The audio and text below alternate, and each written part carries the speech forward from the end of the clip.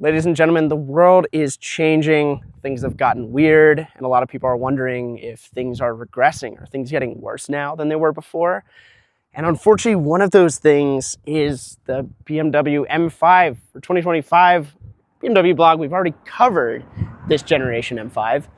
You all know it's now a very fat car. It's 53 or 5,400 pounds.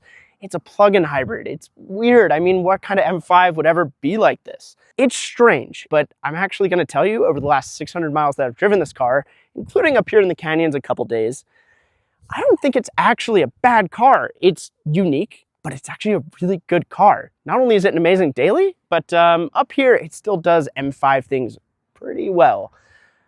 Let's talk about it.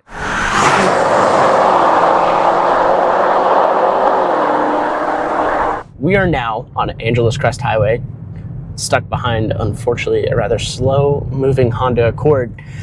And this is my chance that I want to talk to you about what this car has been dynamically driving up in the canyons, because I've already taken this up in the canyons twice so far this week. And the results surprised me. This car dynamically is still extremely capable. By no means has this M5 suddenly become so heavy that it's not capable of actually being something fun on a back road, or at least capable of putting down a good pace. This can put down a very good pace. This will keep up with some very capable sports cars, even though this thing is, the size of a Nimitz class carrier. It's interesting. This car, this is such a different formula for an M5 compared to the M5 generations it passed. I mean, again, the E60 was a naturally aspirated V10. The last two generations of M5 before this, the F10 and the F90 were, again, variations of the S63 where it's, a twin turbo 4.4 liter V8. This still has that, but the difference is now, obviously, it's 1,100 pounds heavier. You've got the 15 kilowatt hour battery, and then you've got the electric motor, sandwiched in between the transmission on this S68. It's very complex. I think what happened is BMW decided that they needed to make a car that's electrified. They needed to create an M5. So they basically created the most over-engineered way possible to still have these types of high limits and this type of capability. So it's a very complex car, but that doesn't mean it's bad. Again, do you feel the weight of this car? I think that's the biggest question that everyone's going to ask about this. Again, for something M5 Touring, it's 5,400 pounds. The sedan, you can get it down to 5,300. That's a lot of weight. I mean, again, if I haven't made this point before, this is heavier than the Humvee that I used to drive. And it's, again, approaching pickup levels of weight. That's a lot of mass. So how does it handle putting that much car on a windy road? Well, again, that's where the overcomplication comes in. There's a couple things. One, again, these dampers, they're very effective once you put it in sport mode. Are they on the stiff side? Yes. But they do a really good job at maintaining your contact patch.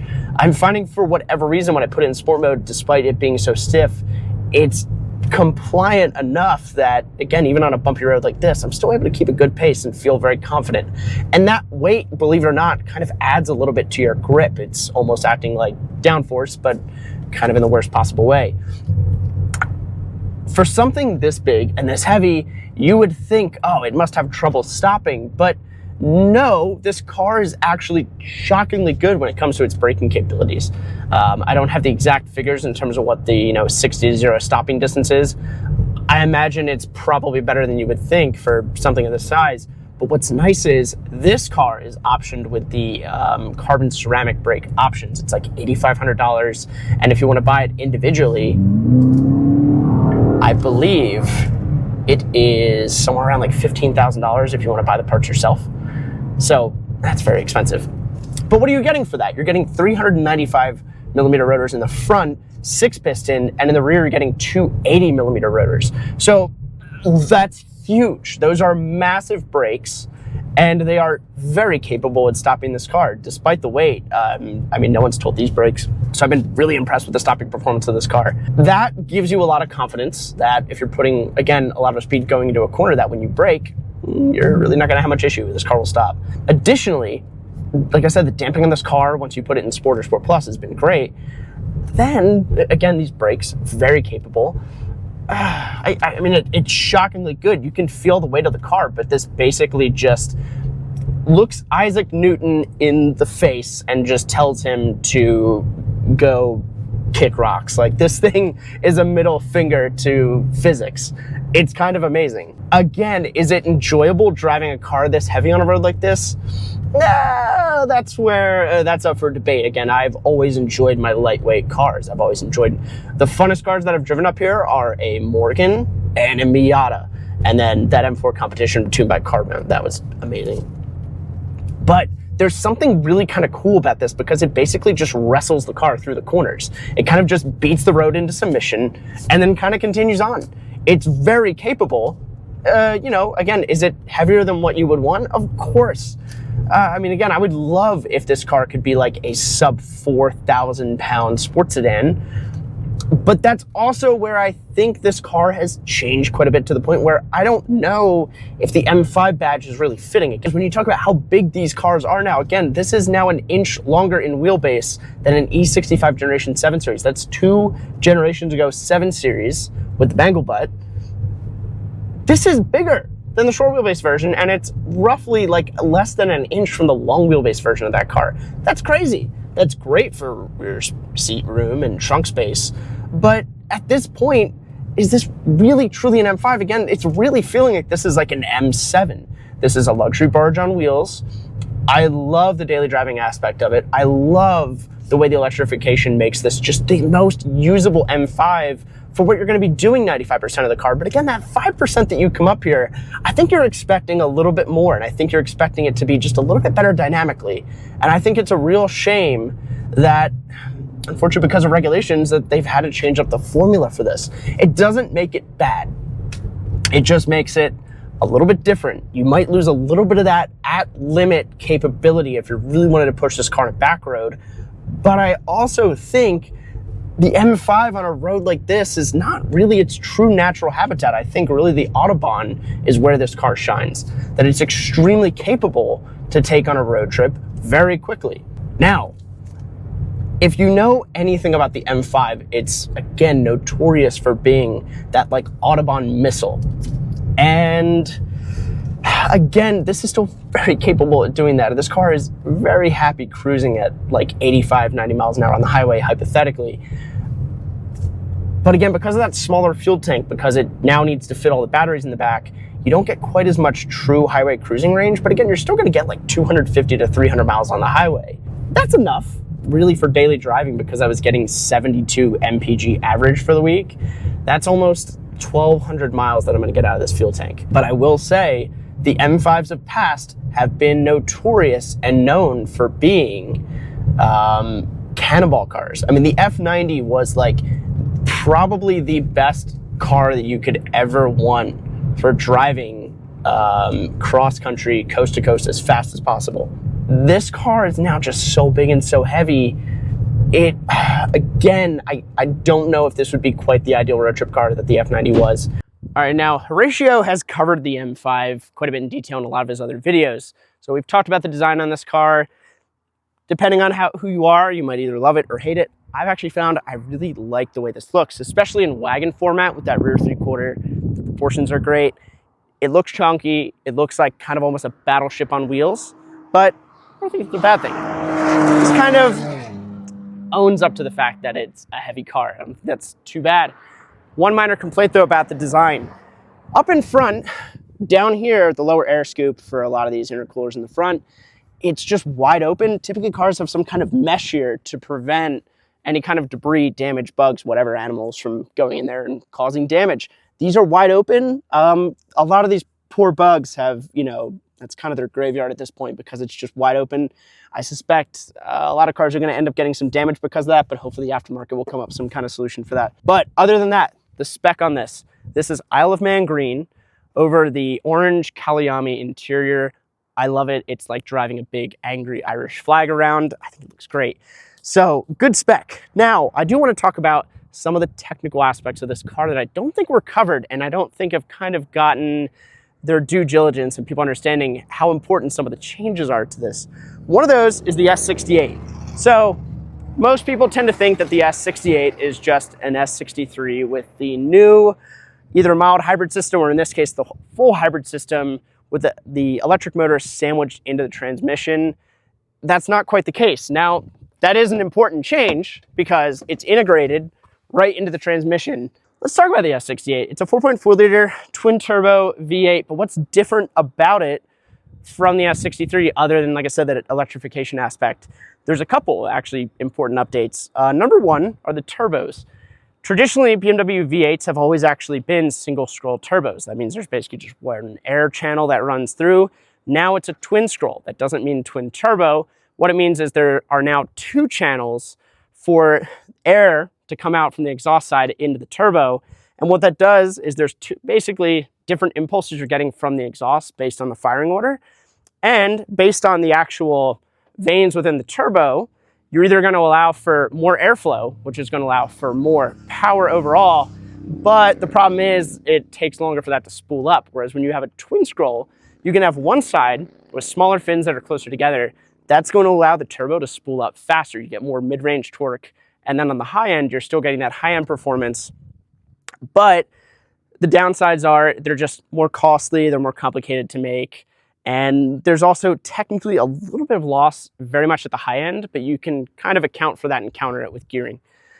Now, other than turbos being twin scroll now, one of the other big updates, there's slight changes to the intake manifold, and the other big thing is the actual internals are all new. So the pistons on this are actually stronger, and the rod bearings themselves are also stronger. They're about 2 millimeters wider, and because of that, there's about an 18% increase in structural rigidity for them, which means they're going to be able to handle more power, less likely to fail if you want to either tune this car or you're pushing it quite a bit.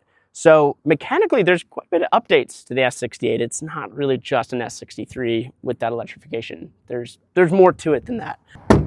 But when it comes to power, BMW claims 717 horsepower and 738 foot-pounds of torque.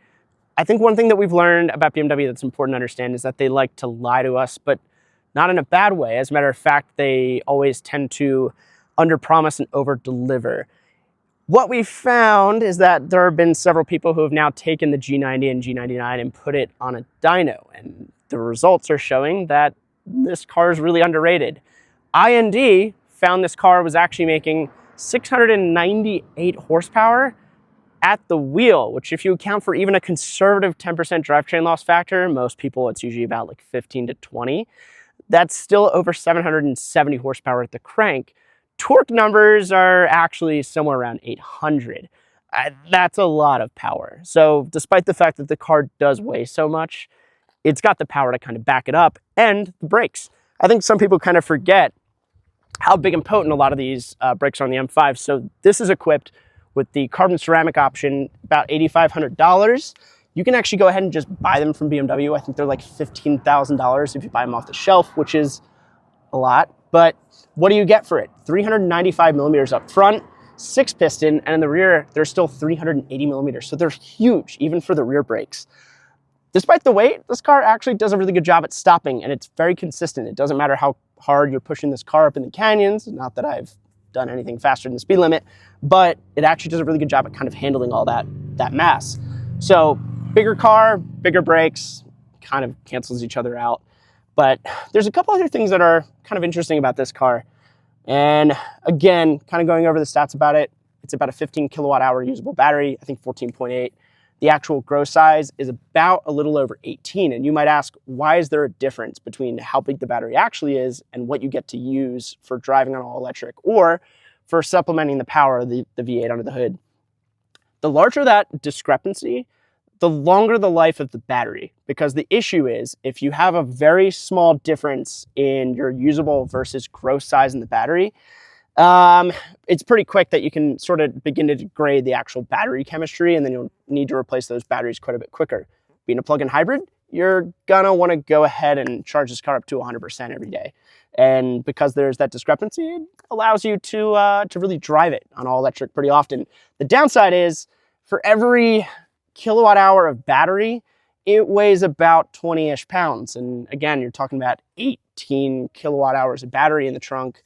That's where a lot of the weight comes from. The entire hybrid system on this car is over 800 pounds between the electric motor, the battery, and all the other electrical components, cooling, everything like that.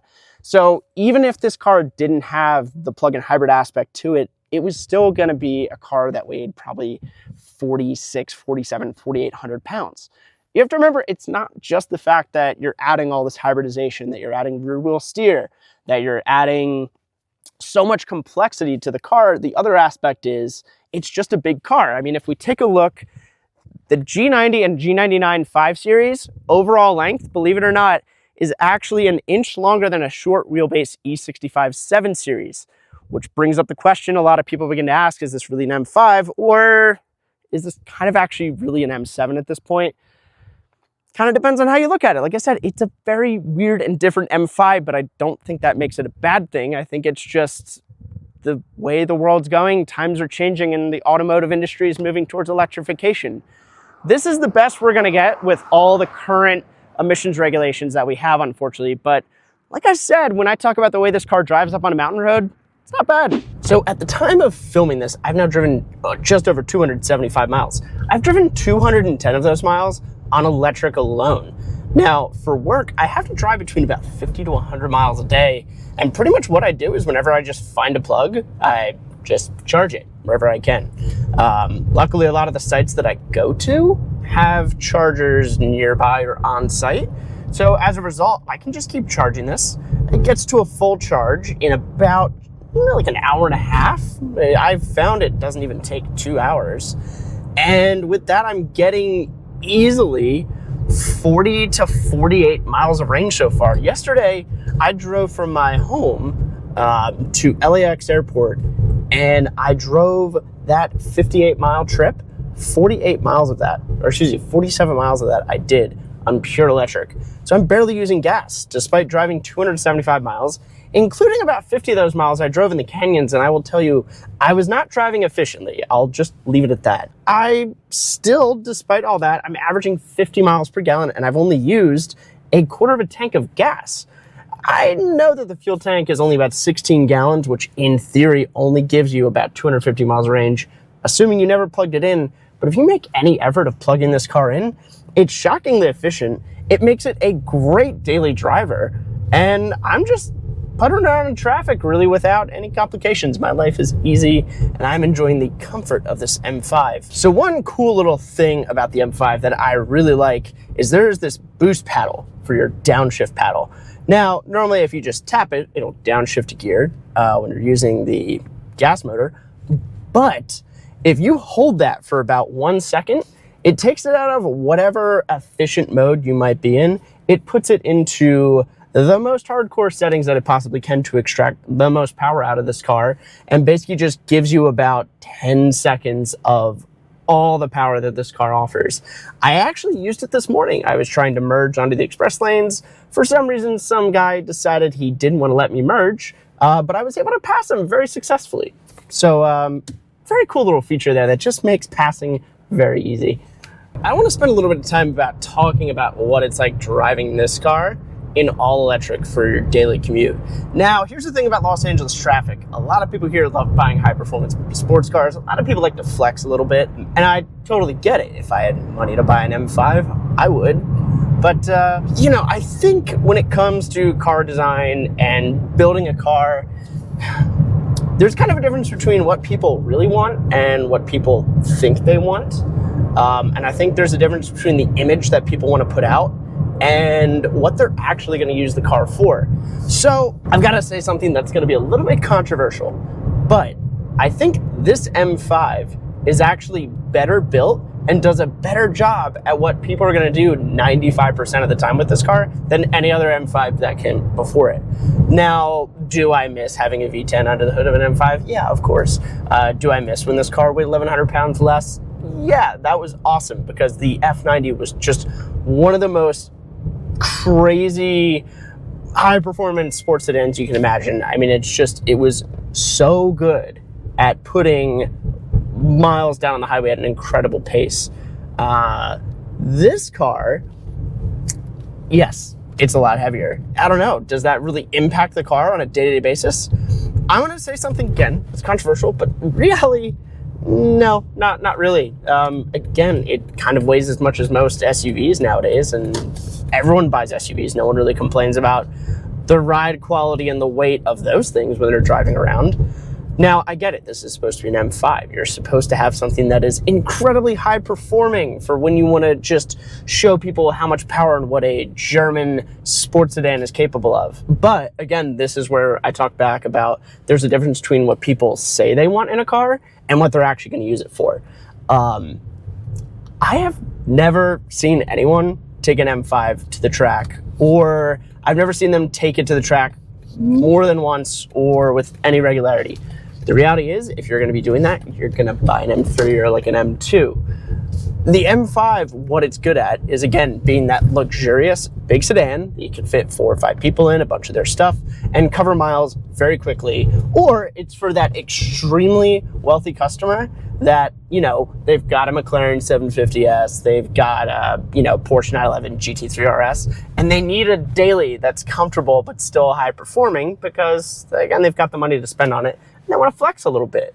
The reality is the plug-in hybrid powertrain on an M5 is like perfectly suited for what people are going to do 95% of the time. I don't need a fire-breathing 4.4 liter twin turbo V8 right now. I'm driving on city streets. The speed limit's 35 miles an hour. There's traffic everywhere. I couldn't even use that if I wanted to. Now, is it great to have that as an option? Of course, and that's the beauty of a plug-in hybrid powertrain.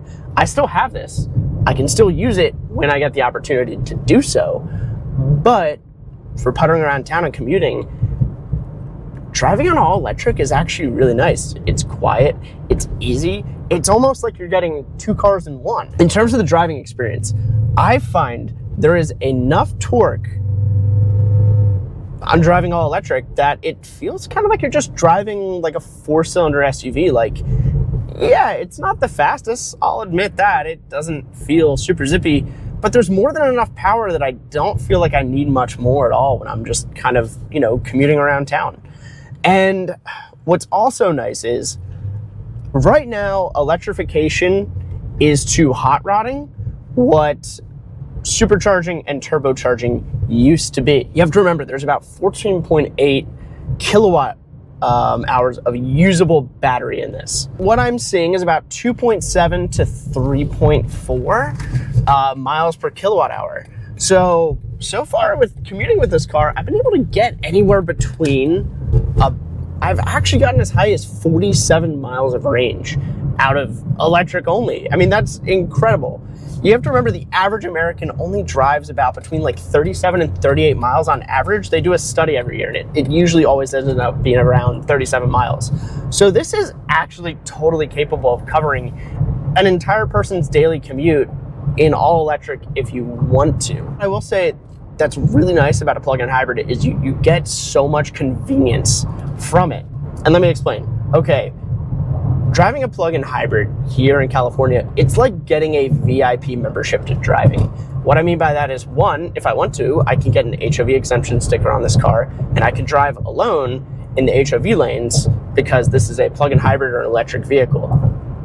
This surprisingly qualifies for it, and it's also kind of hilarious because I feel like you're trolling people when you have an HOV exemption sticker on your 717 horsepower, 738 foot-pound of torque plug-in hybrid that also happens to have a 4.4 liter twin turbo V8. I mean, the fact that you have an S68 under the hood and then you can just blow by traffic when everyone else is stuck in the regular highway lanes, that's pretty cool, and I think it's kind of funny.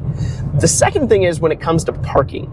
The nice thing is, I have found there are so many places that when I go out to park and I'm looking at parking garages, shopping centers, like really popular destinations, normally parking in LA is a nightmare, and it doesn't really get too much better. But one nice thing about having a plug-in hybrid or an electric vehicle here in Southern California is that you can actually go and use a lot of these level 2 chargers that are installed in a lot of these places. So they have these spaces specifically dedicated for your EV or your plug-in hybrid. And that does 2 things. One, that gives you a chance, like I said, to get more, miles of electric range. And 2, it's usually just better parking. I find a lot of those EV charging spots are usually right up front. So it's nice. I can go there, I can plug in, I park faster, I park in a better spot. Oh yeah, and I'm getting more range that I can use while I'm doing it, while I was gonna go shopping or see a show or whatever anyway. That's kind of nice. Like I said, it's just convenient because it basically gives you, having a plug-in hybrid gives you an excuse to be able to use that, you know, that option in those parking spots. When it comes to daily driving, there are some downsides. Now, a couple other reviewers have commented on this, and I was curious about it when I got the chance to drive this car to see what they were talking about. And what I mean is, when it comes to the way this car is dampened, the suspension on this car, again, it is an adjustable damper that they have on this car. I find when I'm in comfort mode and I'm going fairly slowly, again, just kind of puttering around town, nothing crazy, it's so strange because on a canyon road in sport mode, this thing, I mean, puts down just an incredible pace. It's fast. But when I'm daily driving, for some reason, when I hit large bumps, speed bumps, potholes, any kind of just large bump that's on the road on any rough surface, this thing is brutal. It really, I feel like they've got to recalibrate kind of the suspension on this car. Part of me was thinking that what you're getting is something that's the weight of an SUV, but it doesn't have the suspension travel of an SUV. And I thought maybe that's part of it. Maybe it's just this car's too heavy. But then I've driven in a lot of EVs that weigh just as much, if not more, including the i5 that I drove last year. And those were damped pretty well. I think the problem is they just really need to work on their damper settings when it comes to comfort mode. What I'm finding when it comes to rebound and compression is that this car bottoms out. Like the compression itself is not stiff enough, and then the rebound is almost too fast. So the car will bottom out and then bounce back up, and it's just very unsettling. And I'm sorry, but like BMW's done so many amazing cars over the past decade or two with like amazing damping control.